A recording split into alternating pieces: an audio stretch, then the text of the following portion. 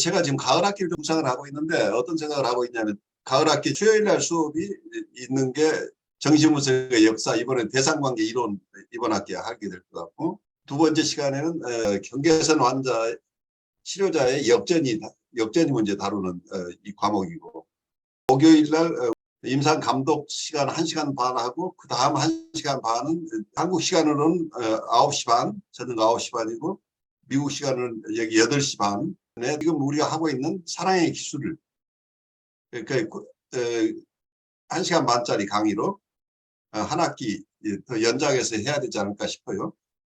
여러분들 지금 다들 이 얘기 사랑의 기술의 중요한 부분에 지금 들어갔는데 너무 쉬고 겨울 학기 하기에는 너무 동떨어진 결과가 올 것 같아서 그냥 지금처럼 3시간 하는 게 아니고 1시간 반짜리로 이렇게 이어볼까 생각을 해요. 그래서 시간이 나시는 분은 같이 참여하는 것으로 이렇게 하면 어떨까 하는 생각을 하고 있어요.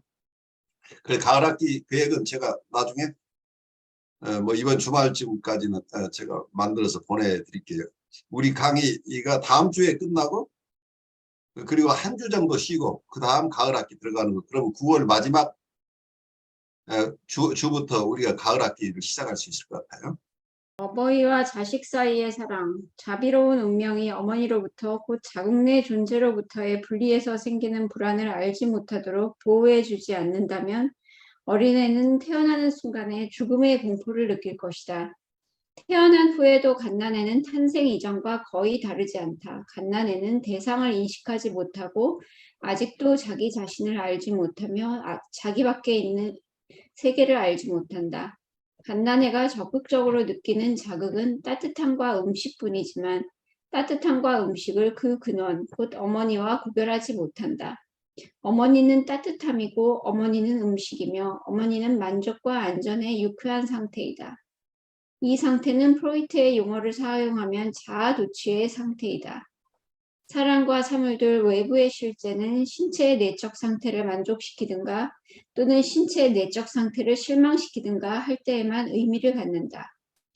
현실적인 것은 내부에 있는 것뿐이기 때문이다.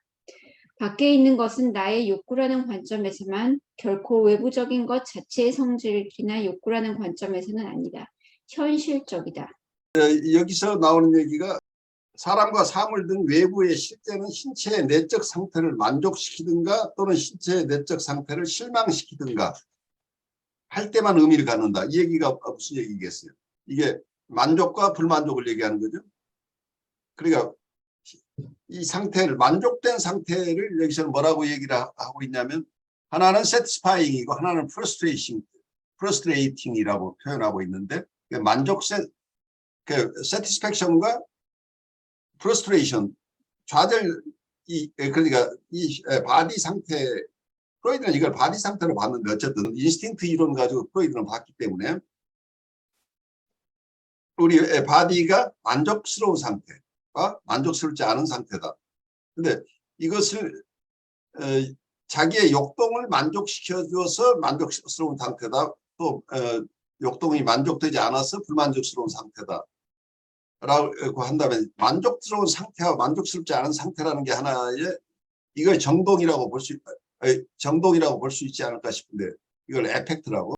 그래서 아이 입장에서는 우선 자기가 만족스러운가 만족스럽지 않은가라는 그 구별이 생겨나잖아요. 여기서 신체 내적 상태라고 프로이드가 보고 있는데, 어쨌든 그건 어떻게 보는 견해에 따라 다르겠지만 심리적으로는 만족스러운 상태와 만족스럽지 않은 상태라고 한다면 아주 기본적인 정동이 쾌락과 불쾌죠. 쾌락을 뭐라고 프로이드는 봤냐면 욕동의 만족에서 쾌락이 온다 봤는데, 꼭 그게 욕동의 만족에서 오는 것일까 하는 것에 대해서는 우리가 의심을 가질 수 있는데, 그래서 욕동과 정동, 에펙트를 여기서 그론적으로 어떻게 이 관계를 볼 것인가 하는 것은 우리 강 목사님이 연구해서 우리한테 알려주시기 바래요. 그러니까 여기서는 욕동과 정동이 만나는 지점이 초기부터 나오는 거죠.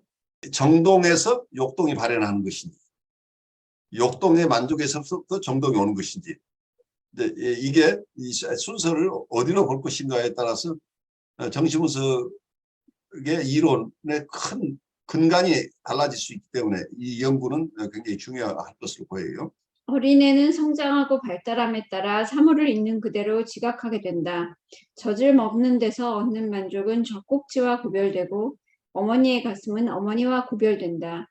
마침내 어린애는 갈증, 만족을 주는 젖, 가슴, 어머니를 각기 다른 실제로서 경험한다. 어린애는 다른 많은 사물들을 서로 다른 것으로서 곧 스스로의 존재를 갖는 것으로서 지각할 줄 알게 된다. 이때에는 어린애는 이 사물들의 명칭을 부여하는 것을 배운다. 동시에 이 사물들을 다룰 줄 알게 된다. 불은 뜨겁고 고통스러우며 어머니의 몸은 따뜻하고 유쾌하며 나무는 단단하고 무거우며 종이는 가볍고 찢을 수 있다는 것을 알게 된다. 또한 어린애는 사람들을 어떻게 다루어야 하는가를 배운다. 내가 음식을 먹고 있을 때에는 어머니는 미소를 지을 것이고 내가 울면 어머니는 나를 안아줄 것이며 내가 배변을 하면 어머니는 칭찬을 해줄 것임을 알게 된다. 이러한 모든 경험은 결정되고 통합되어 나는 사랑받고 있다는 경험이 된다. 나는 어머니의 자식이기 때문에 사랑받는다. 나는 무력하기 때문에 사랑받는다. 나는 아름답고 칭찬할 만하기 때문에 사랑받는다. 어머니가 나를 필요로 하기 때문에 나는 사랑받는다. 좀 더 일반적으로 말한다면 나는 현재의 나로서 사랑받는다. 혹은 아마도 정확하게는 나는 나이기 때문에 사랑받는 것이리라. 어머니의 사랑을 받고 있다는 이러한 경험은 수동적인 경험이다. 사랑받기 위해 내가 해야 할 일은 하나도 없다. 여기에 아이가 외부 세계를 인식하는 과정 속에서 어린아이는 성장하고 발달함에 따라 사물을 있는 그대로 지각하게 된다. 젖을 먹는 데서 오는 만족은 젖꼭지와 구별되고 어머니의 가슴은 어머니와 구별된다. 마침내 어린아이는 갈증, 만족을 주는 젖, 가슴, 어머니를 각기 다른 실제로서 경험한다. 어린아이는 다른 많은 사물들을 서로 다른 것으로서 곧 스스로의 존재를 갖는 것으로 지각할 줄 알게 된다. 이때는 이 사물들의 명칭을 부여하는 것을 배운다. 동시에 이 사물들을 다룰 줄 알게 된다. 이제 이런 얘기를 하고 있는데 이름을 부여한다는 거가 저한테는 여러 연상을 일으켜요. 그래서 사물들의 이름을 붙인다고 하는 것을 우리 강 목사님이 성경에 나오는 내용과 연결시켜서 조금 설명을 해주시면 좋겠어요. 처음부터 이제 하나님께서 그 아담이라는 이름을 주시고 그다음에 아담이 이브라는 이름을 붙여주고 그다음에 아담이 동물들에게 이름을 붙여주고 그런 과정이 나오고 그다음에 성경 이야기 쭉 진행되는 과정에서 하나님께서 인간에게 이름을 알려주시는데 본질에 대한 이름이 아니고 상징에 대한 이름들을 알려주시거든요. 근데 그 이름들의 역할이 뭐냐면 결국은 관계 형성이거든요. 상징에 대한 이름을 알려주셨다는 그 부분을 조금 더 알아듣기 쉽게 얘기해 주시죠. 그래서 그 성경에 예를 들어서 모세가 이제 하나님께 누구십니까? 뭐라고 다른 사람들한테 알려줘야겠습니까? 할 때 그때 나오는 말이 유명한 말이 I am that I am이라는 이야기가 나오거든요. 나는 나다 이렇게 표현되는데 그걸 한글 성경에는 나는 스스로 있는 자다 이렇게 번역이 되는데 그것도 말이 되지만 원래의 뜻은 나는 나다. 그러니까 존재에 대해서는 이름을 아무리 붙여봐도 나의 본질에 대해서는 이름을 붙일 수도 없고 이름을 안다 해가지고 알 수도 없지만은 그 나는 나다. 그렇지만은 이제 거다가 기념적이라는 말 자체는 뭐냐면은 어떤 사건이라든지 어떤 관계를 어떻게 형성하느냐에 따라 가지고 이름이 이제 뭐 붙거든요. 무슨 샬롬이라는 말도 붙고 니시라는 말도 붙고 이레라는 말도 붙고 막 그렇게 해가지고 기념적인 것은 결국은 인간의 어떤 실존적인 상황에서 만나게 된 대상, 그 대상에 대해서 그 이름을 불러가면서 계속 모든 상황 속에서 대상과의 관계를 이어나가는 그런 역할로서 이름이 붙어지거든요. 근데 그렇게 되면은 사실 이름을 불러준다는 게 단순하게 그냥 부르기 쉽게 이름을 붙여주는 게 아니라 내가 대상과 어떠한 관계를 형성하느냐. 그런 이야기가 되기 때문에 어떤 경우에는 이름을 불러주는 게 단순하게 어떤 그 존재의 이름 말 그대로 이름을 불러주는 정도가 아니라 대상과의 관계 속에서는 내가 너하고 어떤 관계가 있느냐. 이제 그런 의미가 되기 때문에 사람이 이름을 불러준다. 이름을 부를 수 있다 하는 것이 말하자면 중요한 역할을 하는 그런 아이들, 제가 볼 때는 아이들이 엄마를 그 이름을 모르지만 내면 속에서 뭔가 관계 형성이 된 이름들을 불러주고 있을 것이다. 근데 그게 그 이름을 불러주는데 그 이름에 맞게 다가왔을 때에 그 애기들이 뭔가 속에서 만족이나 기쁨이나 즐거움이나 이런 것들을 느끼지 않을까. 저 그런 생각을 해보게 됩니다. 복합적이죠. 그러니까 이름을 붙인다는 게 이미 상징을 사용하고 있기 때문에 그건 어떤 인터널 아브젝트하고 연결될 수 있겠죠. 내적 대상화 하는 거죠. 이름을 부름으로써 한쪽에서는 내적 표상으로 가져올 수 있는 근거가 어떤 이름이라고 하는 그 심볼과 내적 표상 이런 것들이 연계 작업이 일어날 기초가 될 수도 있을 것이다. 이렇게 볼 수 있는데 어떤 면에서는 우리는 표상을 이해하는데 이름 가지고 우리가 그 대상을 안다고 생각하면 착각에 또 빠지게 하는 이런 일들이 일어나죠. 그러니까 실제 세계, 어린아이는 어떠면 표상이 있기 이전에 어린아이는 대상을 있는 그대로 볼 수 있는 능력이 있었을지 몰라요. 대상을 있는 그대로 느끼고 볼 수 있는 능력이 있었을지 모르지만 표상이 세계에 들어오는 순간 언어가 이루어지면서 밖에 있는 대상보다는 내적 대상을 기본으로 해서 대상을 인식하기 시작하기 때문에 우리는 환상의 세계에 들어갈 수 있는 가능성이 있는 거죠. 실제 대상보다 내 안에 있는 판타시를 투사해서 상대를 이해하기 쉬운 상황도 일어날 수 있는 거죠. 그래서 우리가 어떤 편견을 가지고 사람을 대하게 됩니다. 이름을 부르면서 그 관계를 하는 동안에는 우리는 지금 내가 직접 대하고 있는 이 사람보다 내가 이 사람과의 관계에서 내적 대상으로서 이 사람이 가지고 있는 표상을 전제로 얘기를 하고 있을 가능성이 굉장히 높죠. 그래서 이 사람이 무슨 얘기를 그 사람 얘기를 그대로 받아들이지 않고 자기 내적 대상이라는 어떤 이런 필터를 통해서 이 대상을 이해하기 때문에 여기에서는 실제 이해가 안 일어날 가능성도 충분히 있을 수 있다 하는 이런 상징의 세계하고 실제 세계 간의 괴리가 또 한편에서 발생한다. 한편에서는 이것을 통해서 인지가 발달하고 성장해 나가는 측면이 있지만 또 한쪽에서는 우리가 잃어버리는 부분이 있다. 이렇게 보이는 거죠. 직접 대상을 파악할 수 있는 능력은 점점 쇠퇴하고 우리의 상호를 가지고 그냥 판단하는 것. 우리의 생각 중심으로 이해를 하는 이런 관계가 형성될 수도 있겠다 하는 생각이 좀 들어요. 그 이름에 대해서 이런 것이 좀 느껴진 경우가 있는데 어떤 분들은 자기 자녀를 부를 때 아들 이렇게 부르는 사람 요새 한국에 굉장히 많이 늘어났다고 그래요. 어때요? 우리 한지연님 아드님 부를 때 누구야 부르나요? 아들 이렇게 부르나요? 아니, 둘 다 부르는데요. 제가 너무 저희 아들 지금 군대 갔거든요. 네, 요새 완전히 당나라 군대래 가지고 안에 PC방도 있고 노래방도 있어가지고요. 아주 새로운 세계야. 예, 그래서 뭐 좀 보내줄까 그랬더니 엄마 나 1,000원짜리를 뭉탱이로 좀 보내줄 수 있을까? 왜 그랬더니 노래방 가야 돼가지고 노래 연습을 좀 해야 돼가지고 그리고 굉장히 얘가 이렇게 막 이렇게 컴퓨터 하는 애인데 오히려 건강하게 이렇게 군사 경계 지역 가가지고 너무 걱정했는데 그 산 위에서 DMZ가 너무 있군요. 예, 좋은 그거 같은데 제가 뭐라고 부르냐 그랬을 때 재밌는 게 생각나는 게 제가 아는 선생님이 너무 애를 잘 키우고 굉장히 그래갖고 제가 부러워서 어떻게 했어요 그랬더니 잘될 놈아라고 불렀대요.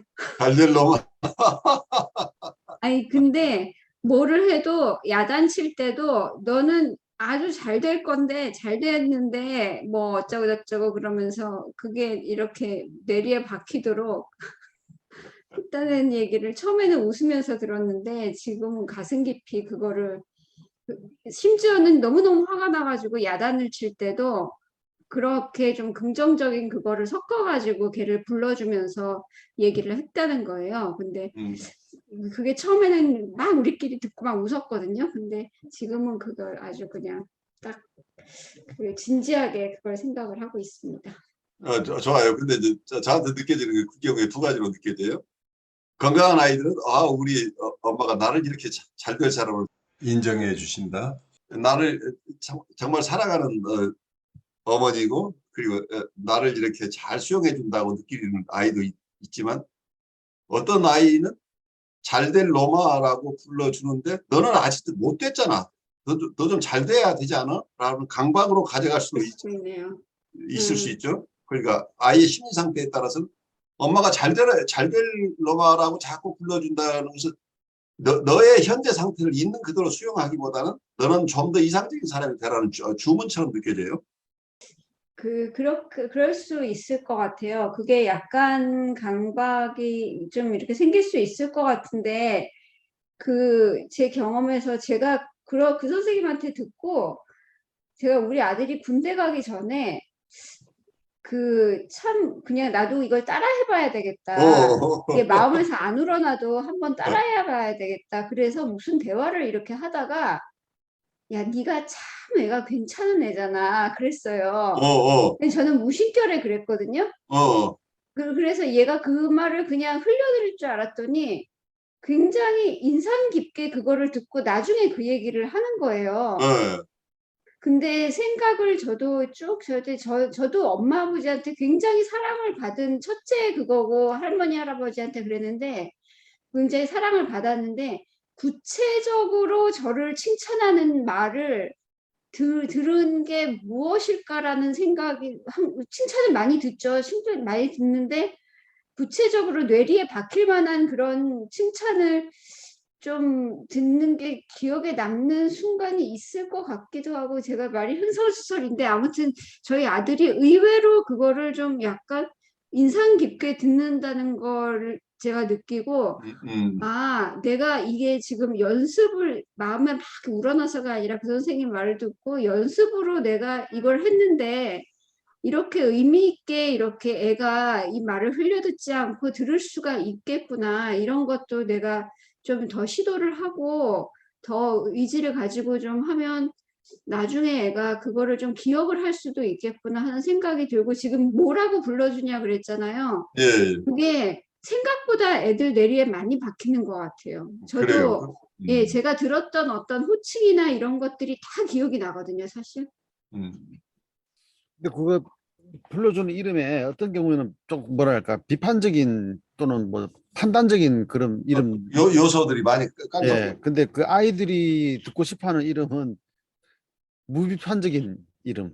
바로 그렇죠. 예, 그런 것 같아요. 그래가지고 그 아이들을 부를 때 이제 옛날에 제가 중학교 때는 선생님 중에 한 분이 두 분을 딱 극단으로 나타나는 게 담임 선생님은 뭘 잘못하면 막 따귀를 때려요. 옛날에 막 때렸잖아요. 때리면서 진짜 많이 맞았어요. 예, 개새끼, 소새끼, 말새끼 막 이러면서 때려요. 그럴 때 맞을 때 굉장히 애들이 기분 나빠하고 인격 모독을 당한 느낌이잖아요. 화가 나고 막 그러는데 다른 한 분은 뭐 잘못하면 때리는데 꿀밤을 꽁꽁 때리는데 되게 아프거든요. 근데 뭐라고 때리냐면 이 장관이 될 놈 이러고 때려요. 아까 잘될 놈이랑 비슷한 예, 이 줄기네요. 장관이 될 놈 하면서 하는 말이 장관이 될 놈이 수업 시간에 졸고 있으면 어떡하냐고 그러거든요. 근데 맞은 애가 공부를 됐다 못하는 애예요. 걔는 장관이 되면 큰일 나요. 근데 그걸 맞으면서 뭐라고 생각하냐면은 야 나를 이렇게 맞고 있는데도 상당히 나를 존중해주고 있네. 옛날에 맞는 거는 보편적이니까 맞으면서도 나를 존중해주는구나 하는 느낌이 드니까 애들이 웃고 있어요. 맞으면서. 그런 차이가 뭐냐면은 한쪽에서 너는 몹쓸 인간이라 하고 막 비판적인데 한쪽에서는 비판이 아니고 그냥 존중해주는 혼나지만은 존중해주는 이렇게 되니까 애들의 수업 태도가 달라질 뿐만 아니라 성적이 전체적으로 평균이 이렇게 올라가는 경향이 그 과목은 그렇게 굉장히 중요하죠. 그러니까 거기에 리스펙트가 있잖아요. 존경해 주는 거라고. 너는 장관이 될 훌륭한 사람인데 너 이런 것은 내가 너를 혼내지만 너는 원래 귀한 존재라고 존중해 줘. 존중해주고 있는 부분을 같이 섞고 있기 때문에 굉장히 교육적이죠. 그러니까 이게 입으로 그거를 엄마나 누가 부모가 사랑을 하고 있어도요. 그거를 입으로 해가지고 언어화 해줘야 된다. 언어하는 게 참 중요한 것 같아요. 왜냐하면 프리버벌한 단계에서는 이게 언어화가 안 되는 상태에서 서로 교류가 되는데 그때는 독립된 인격으로서의 관계가 아니고 심바이오시스 단계니까 엄마 생각이나 내 생각이나 같은 이런 단계 편안하긴 하지만 자기가 인격적인 존재로서 느끼지는 못하죠. 그런데 아이들이 커가면서 부모가 자기에게 어떻게 자기를 불러주고 자기를 어떻게 대하느냐는 아이를 그러니까 리스펙트 하라는 용어를 난 좋아하는데 자기 자녀도 자기가 리스펙트 해야 된다는 얘기. 왜냐하면 독립된 인격이니까 이 독립된 인격을 존중하면서 케어하고 같이 대화를 나누는 이런 것들이 일상화된다고 한다면 아이들의 셀프 이스팀 형성이 굉장히 중요한데 내 애를 내가 무시하는 어떤 표현을 하는 부모가 굉장히 사실은 많아요. 그리고 너 이거밖에 안 되지. 네가 한들 네가 항상 그래. 라고 해서 아주 배드 이미지를 자기가 가지고 있는 내적 대상으로서 배드 아브젝트를 애한테 계속 투사해버리는 거죠. 그러면 아이의 실제 얘가 그렇게 비판받을 만한 아이가 아니고 그 안에 많은 좋은 것을 가지고 있는데 이 좋은 것을 발달시키는데 장애가 될 가능성이 있다. 이렇게 되면 어떤 배드 이미지를 투사하는 거가 굉장히 큰 어떤 데미지를 줄 수 있는 거죠. 근데 제가 아까 조금 하려고 했던 얘기는 아들아 혹은 딸아 하는 게 거기서 인디비듀얼리티가 없잖아요.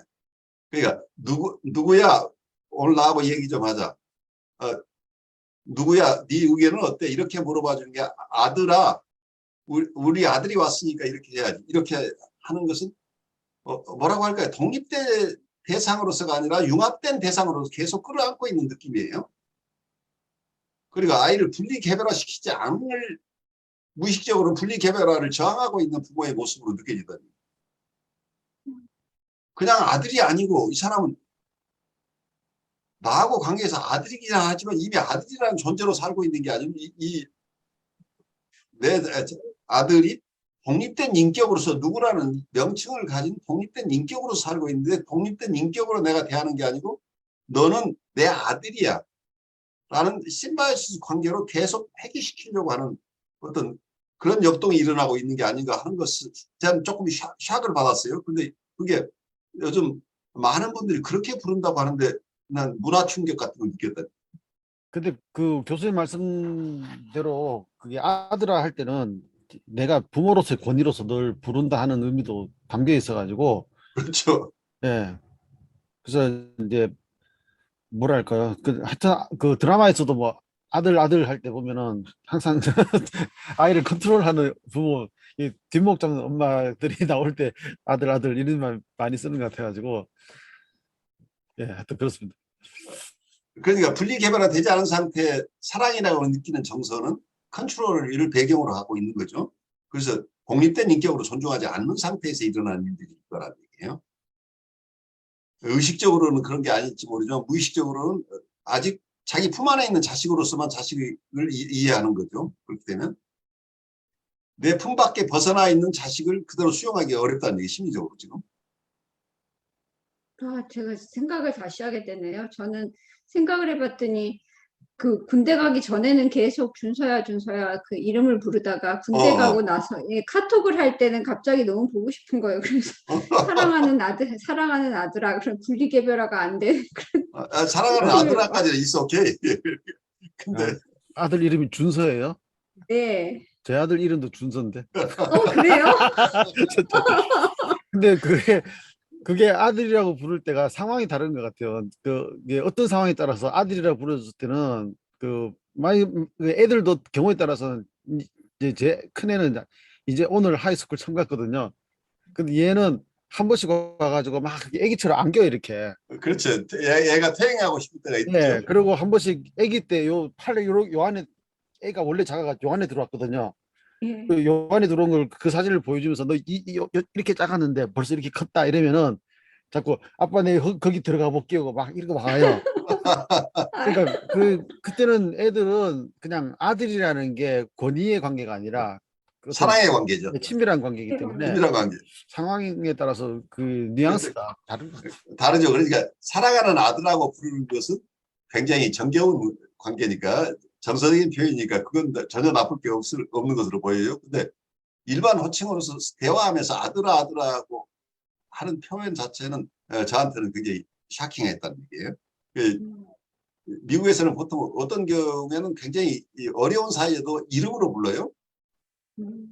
그러니까 여기서 목사님이나 신부님을 부를 때도 그냥 타머스 혹은 퍼스트 네임 베이스로 부르기도 하고 아주 정식으로 파더 뭐 이렇게 목사님 이렇게 할 수도 있지만 또 어떤 경우에서는 아마 영어권 아이들은 그냥 이름으로 부르고 싶어 하는 아이도 있죠. 강 목사님 경험은 어떠세요? 그렇죠. 이름 부르는데 그 조금 더 주면은 이제 그거다 앞에 그 뭐라 할까요? 호칭들 저 같은 경우에는 이제 목사 같으면은 패스터 캥 이렇게 불러요. 어, 일부러 이제 이름을 앞에다가 뭔가를 붙여주는데 미국에서도 보니까 그 어떤 사람은 나는 꼭 그런 걸 붙여줘야만 되겠다 하는 사람들은 그 공식 문서에도 보면은 그 앞에 붙는 프리픽스로 붙는 말에 대해서 체크를 하라고 어, 예 그런 표현이 있거든요. 프레퍼런스란 예 근데 그게 없으면은 그냥 이게 이름 라스트 네임 주로 부르고 친해지면은 퍼스트 네임 부르고 이게 있다. 그러니까 이런 인티머시 관계에서 이제 이런 일들이 호칭 관계가 일어나는데 어쩌면 아까 그 경우는 이름을 박탈하는 경우죠.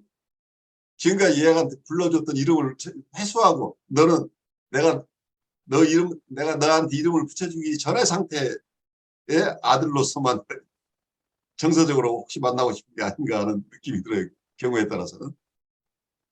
그래요. 이 우리가 사랑의 얘기를 하다 보니까 이 수동적인 경험, 아이들이 갖는 어린 시절의 수동적인 경험은 굉장히 중요한데 그래서 어머니나 아버지의 사랑이 어떤 방식으로 아이들에게 작용하고 영향을 주었는지가 굉장히 크리티컬해요. 근데 이 경험들은 사랑받은 경험이 그러니까 이 사랑을 주었느냐 주었지 않았느냐도 있지만 사랑을 수용했느냐 수용하지 않았느냐도 상호적이에요. 같은 부모가 같은 관심을 가지고 두 아이를 불가능하지만 차이가 있을 수밖에 없지만 두 아이를 같은 방식으로 양육하더라도 어떤 아이는 굉장히 자기는 사랑받았다고 느끼는 아이도 있고 어떤 아이는 자기는 한 번도 관심 받아본 적이 없다고 평생 믿는 사람도 있어요. 그래서 이게 사랑받은 경험은 굉장히 주관적인 경험이라는 우리가 이해를 해야 될 것 같아요. 객관적인 것이 중요하긴 한데 꼭 그 객관적인 경험이 반영돼서 주관적인 경험이 형성되는 것은 아니라는 거예요. 그게 객관적인 경험이 영향을 미치긴 하지만 주관적인 경험은 꼭 객관적인 경험을 그대로 반영하지 않은 경우도 얼마든지 있다고 하는 것을 우리가 염두에 둬야 되는데 그래서 젊은이들이나 아이들 치료하시는 분들 중에 가끔은 초기에 아이들이나 청소년들 얘기 되겠죠. 청소년 얘기를 들으면서 아니면 이제 성인들도 마찬가지예요. 심리적인 어려움을 겪는 분들은 자기 어린 시절에 부모에 대한 얘기를 하기 시작하면 굉장히 네거티브한 경험들을 얘기를 하죠. 그러니까 좋은 경험은 거의 기억하지 못하고 나쁜 경험들만 계속 반복해서 얘기하는 분들이 많은데 이때 실제 상담하시는 분들이 그 얘기에 너무 동일시가 일어나 버리면 오버 아이덴티케이션이 일어나서 그 내담자 하는 얘기를 고지고대로 듣는 정도가 아니라 거기에다가 세상에 이런 경우가 어디 있어 하면서 자기가 가지고 있던 부모에 대한 어떤 네거티브한 것까지 그냥 섞어가지고 이게 아주 몹쓸 부모를 만나서 당신이 얼마나 고생했느냐는 쪽으로 우리가 정서가 갈 가능성이 굉장히 높은데 그리고 학부모 상담에서 그걸 배경으로 학부모한테 막 훈계를 하려고 하는 경향까지 나올 수 있는데 이거 아주 조심해야 됩니다. 그렇게 되면 치료 초기에 가장 중요한 어떤 중립적인 관계 설정을 놓쳐버리고 실제 일어났던 것을 경험하는 게 아니고 아이의 주관적인 경험만을 가지고 이게 절대적인 것으로 받아들일 가능성이 있기 때문에 우리의 경험들은 많은 경우에 주관적인 것이기 때문에 객관적인 것을 그대로 반영하는 주관은 없어요. 대부분 다 여러 모습으로 변형돼서 오는데 그 실제 일어났던 과거의 일들은 이분이 이렇게 느끼는 거 주관적인 진실이긴 하지만 이게 객관적인 진실이라고까지 우리는 확대 해석해서는 안 된다는 거죠. 그 부분에서 우리가 지적으로 알지만 많은 경우 우리가 정서적으로 특히 우리가 공감해 준다는 측면에서 너무 빨리 공감이 분석적인 어떤 입장을 견지하면서 공감을 해야 되는데 그 애널라이징 스페이스를 가지고 있으면서 공감 경험을 해줘야 되는데 이게 애널라이징 스페이스가 사라져버리고 온통 공감만 하다가 보면 내담자의 얘기하고 내담자의 그 정서가 나한테 오버해는 돼서 나한테 내 주관적인 역전이고 이게 전체가 요즘 태풍 불어오듯이 그 정서가 우리를 침입해오 들어오는 이런 상황에서 그것을 컨테인해서 소화해야 되는데 소화하지를 못하고 거기에 압도돼 버리는 상황. 그리고 압도되면 어떤 현상이 일어나면 역전이 저항이 일어난다. 아이의 얘기에 너무 쉽게 동조하고 그 부모한테 너는 이럴 때는 이렇게 하는 게 좋아라고 그런 아주 힘들게 하는 부모에 대한 대항하는 방법에 여기서 어떤 서로 공모 절차가 일어나기도 하고 여러 현상이 일어날 수 있죠. 그러니까 그냥 그 얘기를 듣고 소화하면서 이 사람 안에서 스스로 자기가 통찰을 가져가는 이런 인내로운 과정들이 가야 되는데 너무 빨리 이 아이를 그 힘들게 하는 힘들게 했던 부모 대상으로부터 더 이상 침해받지 않도록 내가 너를 보호해 줄게. 너를 힘들게 했던 그 부모보다 내가 얼마나 좋은 부모인지 내가 입증해 보이겠어 라고 하면서 이분에게 과잉 친절 지나치게 어떻게 도우려고 하는 이런 상담자 역할을 할 가능성이 잠재돼 있어요. 근데 이게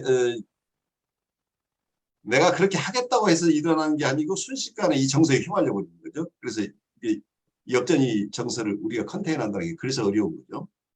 질의응답하는 프로그램 한국에서 또 영성적인 프로그램도 있고 하는데 물어보면 바로바로 대답이 나와서 해결책을 주는 이런 거가 굉장히 인기가 있다는 얘기예요. 근데 이게 어느 분에게는 도움이 될지 모르지만 그런 그 옴니펀턴트한 태도 전능감에 젖어 있는 이런 상담들이 막 일어나 버리면 그러한 돕기가 일어났을 때 그 폐해가 크게 일어날 수도 있기 때문에 참 걱정스러운 부분이죠, 사실은. 이를 우째요. 그 볼 때마다 그런 참 위험하다, 저건 아닌데 하는 그런 생각이 들어서 이야기를 꺼내면은요, 그걸 잘 모르는 사람 뭐라면은 왜 비난하냐 그래요. 그렇게 되죠. 네, 그러면서 왜냐하면 일반 사람들한테는 이제 우리가 하고 있는 이런 프로그램으로서 만약에 정신 오랜 기간 동안 하는 거로 상담을 하면은 사람들이 그걸 힘들어 하거든요. 그냥 예를 들어서 교회에도 이제 상담을 하러 오면은 느닷없이 찾아와서 상담하겠습니다. 그래가지고 무엇이든지 말을 탁 꺼내면은 그것 말이죠 하고 해결책을 탁 던져줘야지 능력 있는 사람이거든요. 근데 그렇게 되니까 이 사람들은 그걸 기대하고 있으니까 TV는 제가 볼 때는 그분이 원래 어떻게 하는지 모르겠지만 TV가 그렇게 만들어놔요. 이렇게 짧은 시간 안에 문제가 있고 문제를 딱 파악하고 답을 딱 줘버리고 해결 딱 되고 그런 것 때문에 이게 실질적으로 상담이나 심리치료에 많은 오해를 불러일으키는데 그래서 마치 악화가 양화를 뭐 구축한다 이런 말 같이 이제 그런 상황이 되는 것 같아서 참 우려스럽다는 생각이 들고 있습니다. 근데 신앙적인 상담도 교수 말씀하신 대로 나오면은 그게 어쨌든 뭐랄까요, 도대체 그 사람 무슨 근거로 무슨 권위로 그렇게 하는지 모르겠지만은 사람들은 그냥 TV에 나왔기 때문에 그 사람은 믿을 수 있을 것이다. 그래버리는 아주 그냥 위험한 오류에 빠진 것 같아요. 근데 저도 그 프로그램을 보면서 굉장히 그 여기 앞에 선생님들이 말씀하신 거를 100% 저도 공감하거든요. 사실 그 굉장히 인기도 있고 저렇게 완전히 그냥 한 방에 그냥 보내버릴 수 있는 건가 하는 생각도 들고 하는데 제가 내담자 입장에서 그냥 일반인 입장에서 또 생각을 해보잖아요. 그러면 그 여기 선생님들도 경험을 좀 하신 적이 있을 것 같은데 굉장히 이 치료라는 게 상담이라는 게 멀고 먼 길이에요. 그냥 일반인들한테. 사실 체험을 한두 번 해보고 이러기는 쉬운데 그거를 저희가 생각하는 만큼 효과 있게 아주 지속적으로 받는다는 게 굉장히 두렵기도 하고 겁나고 또 어려운 일이거든요. 그래서 저는 다른 게 어떻게 상품화되는 뭐 종교도 어떻게 상품화되면은 굉장히 왜곡되기도 하고 사실 교육적인 면도 텔레비에 나오면서 굉장히 왜곡이 돼 버리잖아요. 그러니까 그러면은 모든 게 다 TV라는 게 굉장히 왜곡시키고 상품화시키고 진짜 이게 돈의 가치로 이렇게 환원시켜 버리는 굉장히 단점들도 많은 반면에 또 일반 사람들은 그런 걸 통해서 아 이런 거를 또 우리 아이와의 관계를 한번 다시 생각해 볼 수 있는 조금의 실마리는 될 수 있는 이런 장점이 한 10%는 저는 있다고 생각해요. 사실 저도 이렇게 치료를 받아보고 사실 저희 아이 데리고서도 상담도 많이 받아왔었거든요. 저도. 근데 제 엄마 입장에서 또 제가 또 내담자 입장에서는 받고 지속적으로 굉장히 열심히 하면 너무나 좋은 건 알고 있지만은 참 어렵기도 또 굉장히 어렵고 두렵고 굉장히 또 아이 가진 엄마 입장에서는 굉장히 그게 부담스러운 일임에도 또 그것도 또 사실이거든요. 그래서 여러 가지 통로가 있어야 된다고 생각을 해요. 그러니까 텔레비에 나온 그 방법이 옳다는 건 아니지만은 치료에 여러 가지 채널이 있으면은 굉장히 좋을 것 같다는 생각이 드는데 그게 적절한 방법이 또 어떤 다양한 방법이 있을지 저는 잘 모르겠어요. 근데 아무튼 이런저런 생각을 하게 되더라고요. 그래요. 만만치 않은 거죠. 그런데 그분들이 노력한 것이 또 전반적으로 심리적인 이슈가 있는 상황은 잘 돌봐야 된다고 하는 이런 긍정적인 사람들의 인식을 크게 확장시키는 역할도 하고 있기 때문에 그분들이 아주 중요한 또 기여를 하고 있는 것도 사실이에요. 그런데 결국 받아들이는 사람들이 그것을 조금 판단할 수 있는 능력을 가진 사람들이면 좋은데 그냥 무분별하게 따라하게 하는 쪽으로 가는 것은 좀 경계해야 된다 하는 생각이 들어요. 그리고 어느 아이에게 어느 사람에게 적합했던 그 방식이 다른 사람에게 적용이 안 될 가능성이 굉장히 높은데 아, 그 방법으로 하면 되는구나 라고 함부로 따라하게 하는 게 이제 걱정스러운 거죠. 네, 그런 부분에서 조금 더 그런 프로그램을 없애자고 하는 것이 아니라 그런 프로그램에서 일어나는 것들을 조금 더 객관화해서 볼 수 있는 능력들 그게 여러 노력 중에 한 가지이고 그거 자체도 어떤 제한된 범위 내에서 이루어질 수 있는 것이라는 것을 이제 이해하는데 이제 그 정도 이해하려면 상당한 정도 이런 인식이 필요하기 때문에 일반 대중들에게는 이분들에게 도움을 받는 부분과 또 하나 오해를 가져오는 부분 두 가지가 다 있기 때문에 함께 고민해야 될 문제인 것 같아요.